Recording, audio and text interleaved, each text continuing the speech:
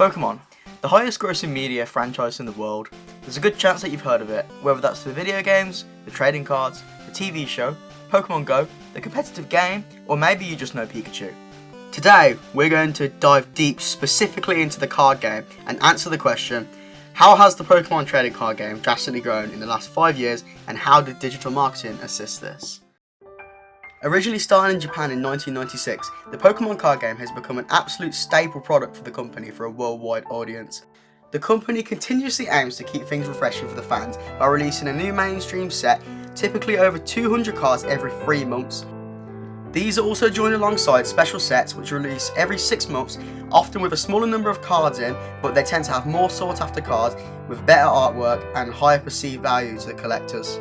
There are currently over 1,000 Pokémon that exist, and each set puts a spotlight on particular ones to keep a regular flow of new content and a wide product range. Here is an example of the latest set, Twilight Masquerade, that features Blood Moon Ursaluna, Ogerpon, Dragapult and Sinistcha. Different sets will range in popularity depending on the cards in the set list. For example, sets with the popular Pokemon Charizard will have a lot of hype, as collectors perceive it to be more valuable, and ultimately they tend to go for a high price in the market when buying and selling the cards. So, how are people exposed to them and where are they sold? The TCG is advertised on TV and YouTube via a video animation, and is also marketed through physical posters and displays at the places they are sold at. These can be found in high street stores such as Smith's Toys, WH Smith, Game, Asda, Sainsbury's etc., making them incredibly accessible to fans. They are also sold online with an overwhelming number of websites to choose from. The top results upon my searching were big companies such as Amazon, Magic Madhouse and Hills Cards. There are also specialist gaming stores that sell the products alongside board games, other card games and hobbies. A good example of a local game store to me personally is Griffin's Gaming, which is situated in Erdington in Birmingham, which isn't only a place where you can purchase the cards, but you can also play the official game via the Pokemon League program, but we'll get into that later. And a newer, less traditional way that the trading cards are getting distributed through now is even vending machines. I even ran into one myself at my workplace at Motor Service Station, and it's always tempting me to buy them. It's actually a pretty good marketing strategy. Not many people are aware that the Pokemon trading card game actually has a competitive side to it, but it's actually a very large hobby and is continuously rising in popularity. Every player's goal is to qualify for the World Championships, an invite-only event hosted in a different location every August, where players from across the globe compete for the title of World Champion, alongside winning prizes, money and glory. To receive an invite, players must earn the required amount of championship points for their rating zone throughout the season in order to compete. There is also an incentive to continue playing if you complete this task quickly, where players at the top of their rating zone will be given a travel award to cover the expenses for their trip to Worlds. Worlds 2022 was hosted in London and was a real game changer in quality, especially for spectators and people who live in the local area. Instead of all of the exciting things happening inside of the event, things were taken outside for people in the area who may have not been aware of the event taking place. Sense partnered with Camp Gisley to deliver the World Square outside of the Excel Centre. This was open to the public with lots of fun activities such as face painting, a photo booth, bandana hot press making, and they even gave out free Pokemon themed bubble tea and cakes. Similarly at Worlds 2023 in Yokohama, they employed the same tactics but on a much larger scale. They hosted Matsuri Park, which was very similar to the World Square in London, but embraced the Japanese culture as it was in the style of a traditional Japanese summer festival. There was also a wide array of entertainment that you needed to be lucky to get a ticket for via a lottery system, which included a drone show, live stage shows and even a Pikachu parade. There was even a city takeover, which meant you couldn't go anywhere around Yokohama without seeing something Pokemon related, ranging from giant inflatables, statues, wall art, huge prints of the trading cards, manhole covers and even a beautiful Ferris wheel that stood out at night with Pikachu lighting on it. For the lovers of the first games, Pokemon rented out the Nippon Maru, a luxury Japanese cruise ship, and called it the Pokemon Trainer Cruise, which gave people the opportunity to battle with their trading cards or their teams in the video games, trade with one another, or just experience the ship and take some nice photos to commemorate their trip. To anyone who has knowledge of the games, this was a reference to the SS Anne from Pokemon Red, Blue and Yellow, a location where you battle on the ship in the video games. This was a good way of playing with nostalgia for some of the older fans at the event, as they would have noticed this small detail, giving them an incentive to visit. These were all outstanding marketing ideas to get people excited for the weekend of celebration and perfectly executed the concept of re-enchantment. It taps into the idea of joy economy, where just by seeing something Pokemon related will easily put a smile on someone's face and fill them with wonder. To show this off to the world, the Pokémon Company International, TPCI, invited many Pokémon content creators to attend, knowing they would vlog their experience and give further exposure to the event and franchise. Content creators such as Jaden Animations and Purple Cliff attended this way, and even had their flights and accommodation paid for as a way for them to get there and technically work for TPCI through their online videos to promote the World Championships. The reason this is relevant to my original question is the fact that the Pokemon trading card game would not be as big if it wasn't for the World Championships and vice versa. Does he have the Guzma? There it is! That's the game, Diego! Go, Diego, go! For each round at any major event, there is a feature match live streamed to YouTube and Twitch. The live stream even has official casters to commentate on the game, giving it a more professional and interactive feel. This is an excellent way of retaining current audiences as it is more content to consume, but also attracts new audiences whether they are a Pokemon fan or not. It shows the current fans that Pokemon can be played very competitively, and new players may seek where they can start their competitive Pokemon journey, as most Pokemon fans are not aware of this. By pushing out live streams of competitive gameplay, it can easily reach new audiences who may be unfamiliar with the entire Pokemon brand. Other competitive trading card game players such as Yu-Gi-Oh!, Magic the Gathering, One Piece, etc. may be exposed to this content and may enjoy it and decide they want to convert to a Pokemon player or play it alongside their other games. Upon conducting primary research on how people got into the card game, one of the responses was by Tobias Roberts, where he actually said, "Watching US Nationals 2015 was what made me want to start playing competitive." This was a perfect response that demonstrates how the live streams can inspire people to play. Game is over! Lucas Singh is your LA Regional Champion! Unreal!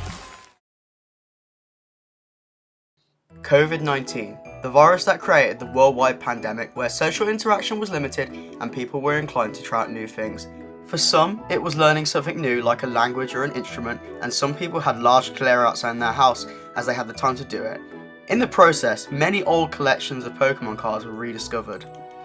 Upon finding these, collectors checked the value on their cards through Google and eBay and realised how much they could earn from selling their cards they collected as a kid. This led to a craze for Pokemon cards in 2020, with people wanting to buy them for collection purposes or to try and make a profit from them. This was then followed by a huge demand for unboxing videos on YouTube, and big PokeTubers thrived from it, such as Leonhardt, Randolph, PokeRev and Unlisted Leaf. To keep up with the existing trends, content creators began spending mass amounts of money on large amounts of packs and even vintage packs to keep their content interesting. A good example of a content creator who did this was Randolph, where he would include the prices on the titles and thumbnails of the videos as a clickbait to entice people to watch his videos. TPCI recognised the spike in demand for card openings, which led them to start shipping products to the influencers to open up on their channels as a way to market their products. One of the creators who received product was Dan TDM as a Christmas gift. He received many packs and opened them all on the video, giving him more content to push out for himself, but also creating more exposure to the Pokemon Company and their trading cards. Pokemon card openings became such a hit on YouTube, it even led to some of the biggest internet personalities getting involved, such as the Sidemen and Logan Paul. Logan decided to take this to further heights for his love of the franchise and broke a Guinness World Record, which was the most expensive Pokemon trading card sold at a private sale. This was the PSA graded 10 Pikachu Illustrator card, of which only one exists in the world. Logan Paul vlogged his experience of purchasing the card. He received 8.2 million views, which would have exposed a lot of non-Pokemon fans to the hobby, as Logan isn't a Pokemon dedicated channel. As previously mentioned, the trading card game is not purely for collectors, but there is also a game you can play, whether that's a fun and casual setting or a competitive high stakes setting. In 2020, a new beginner-friendly set released, which was the Pokemon Battle Academy. It contains 3 pre-constructed decks featuring the fan favourites Pikachu, Charizard and Mewtwo, with rulebooks, a board to play the game on, and everything else you would need to play. The packaging is the same design to how a board game box is, which makes it very appealing for families wanting to spend time together playing games. The video advertisement that promoted the product supported the family time aspect of it by including a family of 4 playing against one another as teams, in order to show the amazing bond you can create whilst playing the game with your family. The advertisement also contained CGI sprites of Pikachu and Charizard, 2 fan favourite Pokemon, which creates a fun atmosphere as if you are battling with them in real life like a real Pokemon trainer. The Pokemon Battle Academy proved itself to be an excellent product to buy, as it won the Game of the Year at the 2021 Toy of the Year Awards. This is known as the Oscars for the toy industry and was marked on its creativity, design, playability and marketing. The Play Pokemon program is a collection of events which range from small and casual to large, highly competitive tournaments in which you can earn prizes and strive to be the best Pokemon trainer. Every year, the Play Pokemon program resets and a new season begins starting in July and ending in June each time. During the third quarter of the 2019 season, the pandemic took place, resulting in all organised play being discontinued. This was a major issue for all players as all events were held in person at physical venues which would not comply with the COVID laws. Conveniently, the Pokemon trading card game online had been around since 2011, a client that allowed people to play the game digitally online. This is where all of the online battling happened, and it led to people at home hosting tournaments for people to participate in, join with digital prizes as an incentive to take part. This led to TPCI doing the same thing and starting official tournaments including the Team Challenge and the Players Cup. These tournaments actually offered physical prizing such as playmats, booster packs, cash, and even travel awards for future events when the in-person circuit would begin again. Awareness of these tournaments were raised on Facebook and Twitter, where most of the players are situated online, and players had an incentive to play them with the physical prizing. Over the pandemic, 4 of each of these tournaments were hosted, and the final rounds were live streamed to YouTube and Twitch to gain exposure. The company wanted to keep it traditional to how they usually are, so they had the usual casters commentating from home to make it more entertaining and make it feel more official. At last, for everyone's itch that needed scratching, the in-person events would finally return, but with a massive increase in players and demand for event tickets.